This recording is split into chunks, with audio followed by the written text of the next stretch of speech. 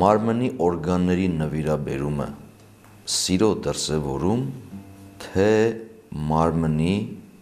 քրիստոնեական իմաստով Աստծո տաճարի պղծում։ Մենք հիմա ապրում ենք մի այնպիսի աշխարհում եւ մի այնպիսի ժամանակաշրջանում, երբ բժշկական գիտությունները արձանագրել են թռիչքաձև առաջընթաց։ Եվ այս համատեքստում նաև ստեղծվել է մի հնարավորություն, որը հատկապես վերջի տարիներին է տարածվում, քարոզվում, երբ որևիցե մեկի կյանքի երկարացման կամ բարելավման համար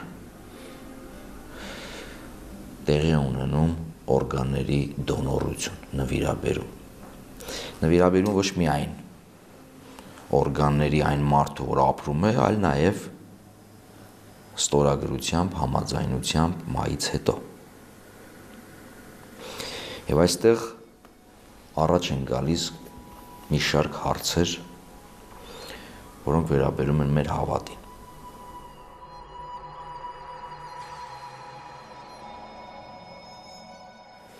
Հարցերից մեկը, ինչ է մտածում այս մասին քրիստոնեական եկեղեցին։ Արդյոք սա հավատքը հաստատում է կամ բարոյապես ընդունել է, թե ոչ։ Եվ արդյոք սա մարդու մարմնի արժանապատվության, անձեռն մխելիության դեմ ոտնձգություն չէ։ Սրանք պարզ հարցեր չեն, որովհետև վերաբերում են քրիստոնեական վարդապետության ամենախորը շերտերին, հարգանք կյանքի հանդեպ մարդկային, հարգանք մարդկային արժանապատվության, այն մարդու, որը Աստծո պատկերագիրն է և կոչված է նմանվելու Աստծուն, հույս հարության հանդեպ և սեր մերձավորի հանդեպ։ Բայց նախքան այս հարցերին անդրադառնալը, նախ պետք է պատասխանել հետևյալ հարցի. ինչ է մարմինը քրիստոնեական վարդապետության տեսանկյունից։ Մարմինը պարզ կոնտեյներ չէ հոգու համար, պարունակ, տարա և ոչ էլ փոխադրամիջոց հոգու։ Քրիստոնեական վարդապետության տեսանկյունից մարդու կյանքը կամ մարդը ինքնին մի ամբողջականություն է և մի գոյութենական միասնություն, հոգու և մարմնի չկա մարմին առանց հոգու, բայց չկա հոգի առանց մարմնի։ Եվ սրանք մեկ միասնական ամբողջություն են, որով և պայմանավորում են մարդու և կյանքի իմաստը, և արժանապատվությունը, և նաև կոչումը, թե ուր ենք գնում։ Այս գաղափարի ամենաուժեղ հաստատումը այն է, որ Աստված ոչ միայն մարդուն ստեղծել է մարմնով արարչագործության ժամանակ, այլ նաև փրկագործության մեջ Աստված ինքը մարմին է առել։ Աստծո որդին մարմնացման, մարդեղացման ճանապարհով դարձել է մարդու որդի, ինչպես հավատամքի մեջ ենք ասում, ստանձնելով մարդկային կյանքի բոլոր հնարավոր չափումները, միտք, հոգի, մարմին և կատարյալ, այն ինչ որ հատուկ է մարդուն, նաև հատուկ է մարդեղացյալ Աստծո որդուն։ Այս գաղափարը մարմնի արժանապատվության ավելի հաստատվում է, երբ մենք դիտարկում ենք Փրկչի հարության իրողությունը։ Քրիստոս երբ հարություն առավ մարմնով, նրա մարմինը չլքվեց որպես կարկաս, որպես անշունչ դիակ, հարություն առավ մարմնով փառավորված, գծելով նաև իր հետևորդների կամ մարդու մարդկության հարութենական իրականությունը, ասել է, թե մարդը ևս կոչված է Քրիստոսի նմանողությամբ հարություն առնելու մարմնով։ Եվ սա նշանակում է, որ անհրաժեշտ է պահել, պահպանել մարդու արժանապատվությունը, այդ թվում նաև մարմնի արժանապատվությունը։ Եթե դիտարկելու լինենք մյուս կրոնները, թե ինչպես են վերաբերվում փոխպատվաստմանը, օրգանների նվիրաբերմանը, բուդդիզմի և հինդուիզմի մեջ դրված է անատական խշմտանքի վրա։ Հուդայիզմն ասում է, որ եթե քո մարմնի որևիցե անդամի նվիրատվությամբ կյանք ես փրկելու, ուրեմն դա պետք է անես։ Ներառում են նաև տեսողության վերականգնումը, համարելով տեսողությունը որպես կյանք տալու ձև, կյանքի ձև, և հետևապես նաև եղջերաթաղանթի նվիրաբերումն է համարվում, ուրեմն անհրաժեշտություն։ Ինչ վերաբերում է իսլամին, ապա հավանություն է տրվում այն նվիրատվությանը, երբ նախապես համաձայնեցված է նվիրատուի հետ մահից հետո օրգանը տալու, բայց օրգանը պետք է օգտագործվի անմիջապես։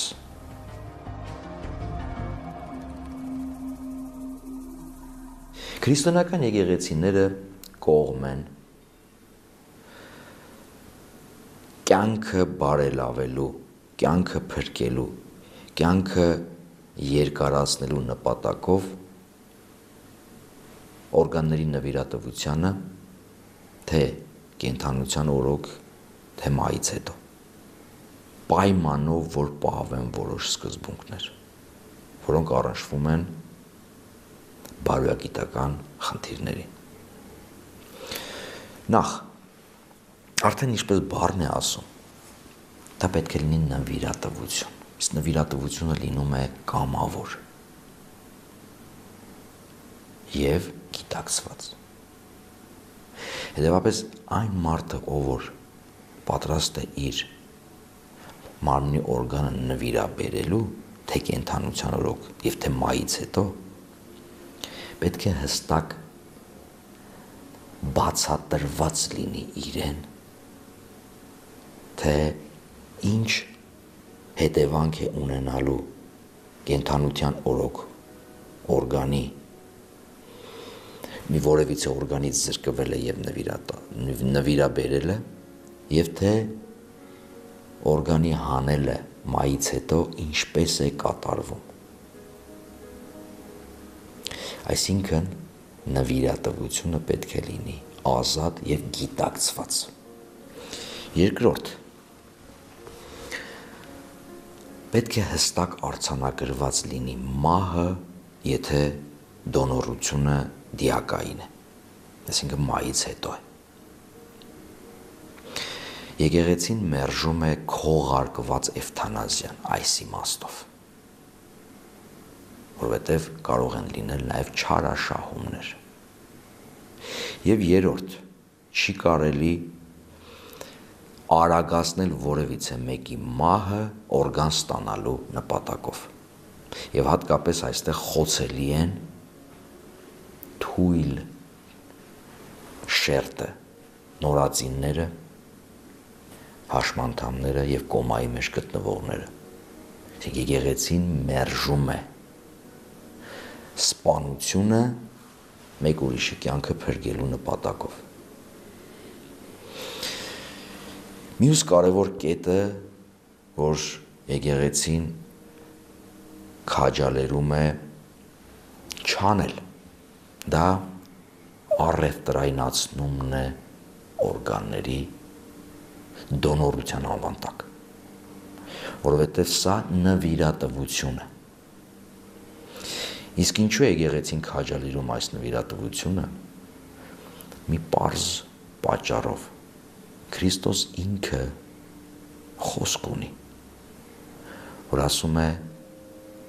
ամենամեծ սերը այն է,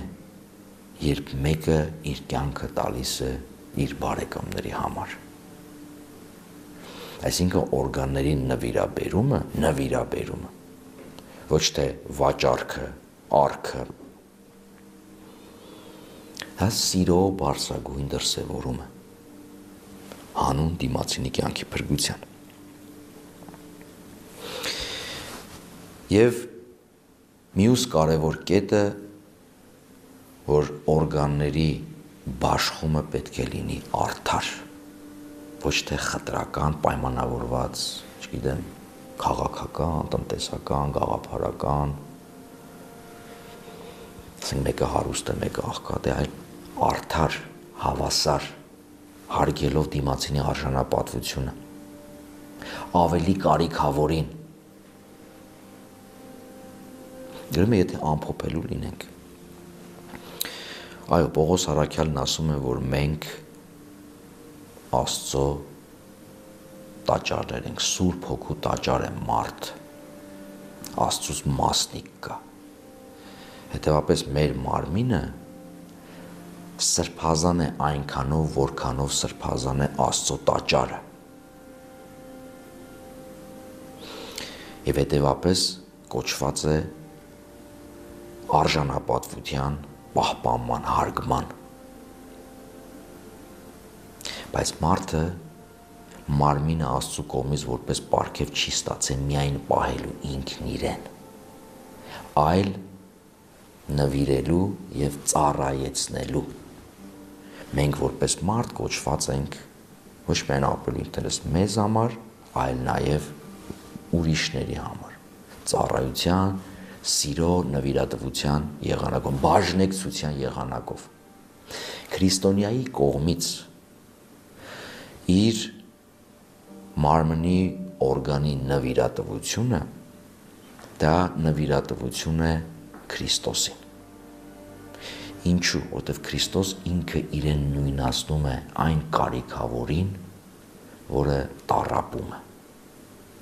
որի կյանքը վտանգի տակ է։ Երբ իրեն հարց են տալիս, թե ով է իմ ընկերը, որին պետք է ես սիրեմ, Քրիստոս բերում է բարի սամարացու առակը, որտեղ ընկերության տրամաբանությունը կամ սահմանում է հետևյալն է. քո ընկերը նա է, ով քո կարիքը ունի եւ դու իրեն օգնում ես։ Հետևաբար տեխնիկական այս դարաշրջանում, երբ բազմաթիվ հնարավորություններ են բացվել մարդու կյանքը բարելավելու, մի կողմից հնարավորություն է բացվել նաև մեր քրիստոնեական բարձրագույն սերը արտահայտելու, բայց մյուս կողմից պահելու բարոյագիտական սկզբունքները։ Ամեն ինչ չէ, որ տեխնիկապես հնարավոր է, բարոյապես թույլատրելի է։